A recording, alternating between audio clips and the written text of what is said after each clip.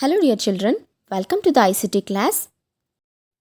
In the previous classes we have discussed about networking, advantages of networking, network components, types of networks. In today's class, let us discuss more about network architecture and network security. Network architecture. Network architecture is an overall design of a computer network that describes how a computer network is configured and what strategies are being used. We all know that to send any information or to receive any information from other computer, those computers should be connected, and that connection is nothing but network. How two or more computers are connected to each other? That architecture is known as network architecture. Computer networks are of two main types. One is peer-to-peer network, second one client-server network. Let us understand the difference between peer-to-peer network and client-server network. Client-server network. It is a network with several computers called clients or workstations are connected to the main computer called the server. Do you know what is a server? A server is also a computer that provides services to the client machines, and it controls the access to hardware, software, and other resources. Clients are the computers which request services like data retrieval, storage, etc. from the server. Server is also a computer machine which has higher capability of handling the data and holding the data, and it will accept the request from the client machine and then fulfill the needs of the client machines. Here in this picture, you can see the architecture of client-server network. There are so many client machines, they are connected to one server. Resources are controlled by the file server in a client-server network. So, when so many client machines are connected to server, then it is called client-server network. Then, what is peer-to-peer network? Peer-to-peer is a network where a few computers having equal capacity and capabilities. They are connected together to use resources available on the network. In peer-to-peer networks, there is no central server. Each computer can act as a server as well as client. As you can see in this image, there is no central server. All the systems are connected to each other. So, the network without a server can also be done. Next thing is network security.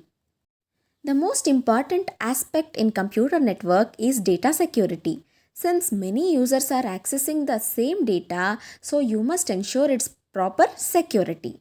Only authorized persons can access or modify data.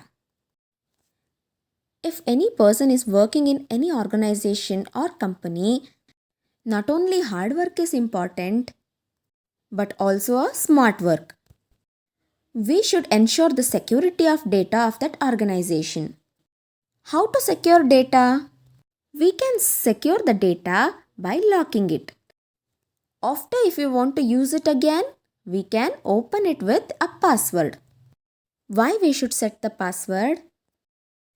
The following points that may happen in any organization. Some employees may try to change the data concerning their leave record, salaries, performance appraisals, etc. If any person in the organization may tries to change the data. Accidental deletion of important data. Sometimes unknowingly some persons may delete your valuable information. Former employees or some other people may try to harm company's data. If there is a competition between two or more companies, then the other company's person or someone else may try to access the data from your company. People outside the company may try to access confidential data. That means they may try to steal the data. So we must ensure the protection of data. Network security. Network security means protecting data and resources from access by unauthorized persons. Unauthorized persons means who doesn't have any authority to use the information. There are two general levels of networking security. One is login security. Another one is write security. What is login security? You are given a unique login name and password. In any organization or in any company, you will be given with a unique login name and password to access your data.